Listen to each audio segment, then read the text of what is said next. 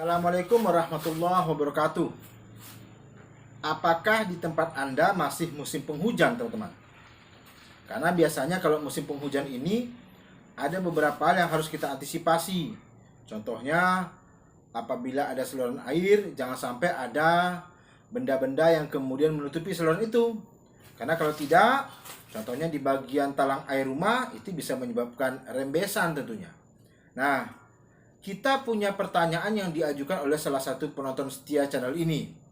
Dia mengatakan begini, tetangga saya memiliki tanaman, dan tanaman itu setiap bulan atau kondisi hujan, karena memang bersempadan langsung dengan rumahnya, itu daun-daun, baik daun yang kering dan kemudian basah itu ternyata terbang atau kemudian jatuh ke dalam talang air rumahnya. Sehingga karena tersumbat talang air itu oleh daun-daun tersebut, akibatnya terjadi yang namanya rembesan. Nah, pertanyaannya, dia mengatakan begini, apa sih yang bisa saya lakukan? Karena sudah diomong baik-baik, tidak mau. Sudah disampaikan baik-baik, malah marah. Sementara saya pikir kalau ini memang bisa dibawa ke ranah hukum, tidak apa-apa. Kenapa? Karena kalau dibiarkan, kondisi rumah saya makin lama kok makin rusak. Karena air itu masuk, kemudian catnya menjadi tidak baik, kemudian kualitas semennya juga menjadi jelek. Nah, bagaimana kira-kira? Rekan-rekan semuanya, dalam hukum, itu semua hal diatur. Termasuk adalah ketika kita bertetangga dengan orang lain. Ya, ada banyak yang kemudian sudah kita bahas. Contohnya, jika membangun tembok ya di antara rumah kita dengan rumah orang lain. Nah, kalau kali ini menarik ya, bagaimana jika kita dirugikan oleh pohon milik tetangga? Itu bagaimana? Ya. Prinsipnya adalah kita bisa menempuh dua jalur hukum. Pertama adalah jalur hukum pidana, yang kedua jalur hukum perdata. Tergantung daripada targetnya, teman-teman. Loh, emang ada unsur pidananya? Ada. Silakan kita baca di dalam pasal 201 KUH pidana. Ini saya punya KUH pidana, teman-teman semuanya. Di dalam pasal 201 itu dijelaskan sebenarnya hukum kita itu bertetangga seperti apa. Ya, saya buka ya, teman-teman. Biar kita jelas, kita baca apa isi dari pasal ini, teman-teman semuanya. Baik, saya bacakan ya. Pasal 201, teman-teman. Ya. Barang siapa karena salahnya sesuatu rumah dalam kurung gedung atau bangunan-bangunan jadi binasa atau rusak. Jadi ada perbuatan-perbuatan itu yang kemudian karena salahnya dihukum, 1, penjara selama-lamanya 4 bulan 2 minggu.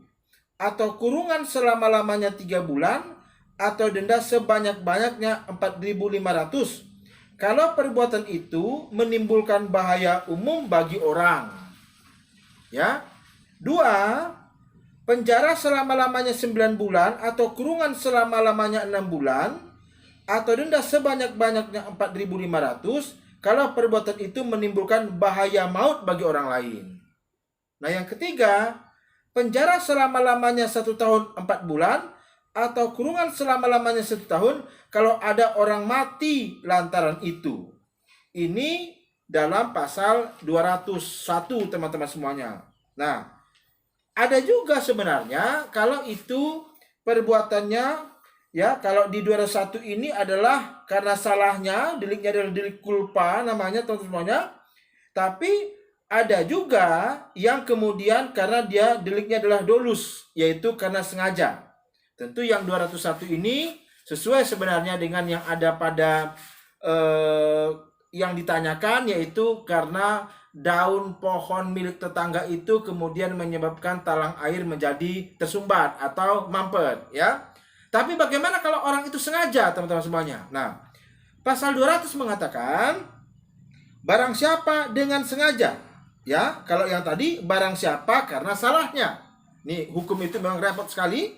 Barang siapa dengan sengaja membinasakan atau merusakkan sesuatu rumah dalam kurung gedung atau bangunan-bangunan, dihukum 1, penjara selama-lamanya 12 tahun kalau perbuatan itu dapat mendatangkan bahaya umum bagi barang.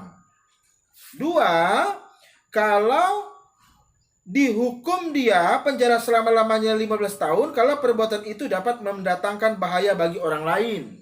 Dan yang ketiga, penjara seumur hidup atau penjara sementara selama-lamanya 20 tahun kalau perbuatan itu dapat mendatangkan bahaya maut bagi orang lain dan ada orang mati lantaran perbuatan itu. Ini contohnya adalah apabila ada orang yang sengaja mungkin menaruh dinamit, ya, merusak dengan sengaja lift yang menyebabkan orang terjadi kematian, teman-teman semuanya. Nah, tapi ini yang kita bahas adalah hukuman yang melekat pada diri pelaku. Bagaimana dengan kerugian? Kalau ada terjadi kerugian atas si pemilik rumah yang kemudian sudah menyebabkan kerusakan rumahnya, apa yang bisa dilakukannya? Kita mengacunya pada pasal 1365 KUH Perdata, teman-teman semuanya. Ada istilah perbuatan melawan hukum. Ya, jadi ada istilah perbuatan melawan hukum yang diatur dalam pasal 1365. Apa kata pasal 1365 itu, teman-teman semuanya? Pada prinsipnya adalah di sini dikatakan tiap perbuatan yang melanggar hukum. Ya, tentu saja orang yang punya pohon daunnya dibiarkan menyebabkan mampet itu ya perbuatan melawan hukum. Ya, tiap perbuatan yang melanggar hukum dan membawa kerugian kepada orang lain mewajibkan orang yang menimbulkan kerugian itu karena kesalahannya untuk menggantikan kerugian tersebut. Ya, jadi kalau kita lihat dalam pasal 1365 ini ada 5 hal yang harus terpenuhi. Pertama, harus ada perbuatan. Apa perbuatannya? Memiliki pohon, bersempadan dengan rumah orang, daunnya tidak diurus, menyebabkan kerugian. Perbuatan itu harus melawan hukum. Kok melawan hukum? Iya dong. Kenapa? Karena nyata-nyata itu sesuatu yang dilarang sebenarnya. Punya pohon tidak dirawat. Ada kerugian. Ya, cat jadi rusak, mampet, dan sebagainya. Ada hubungan sebab akibat antara perbuatan melawan hukum itu dengan kerugian. Bisakah dibuktikan bahwa memang ada hubungan antara daun yang kemudian basah, terkena angin ketika hujan, masuk ke talang air, lalu menimbulkan mampet, karena mampet rumahnya merembes, karena merembes menimbulkan kerugian. Dan yang kelima, ada kesalahan.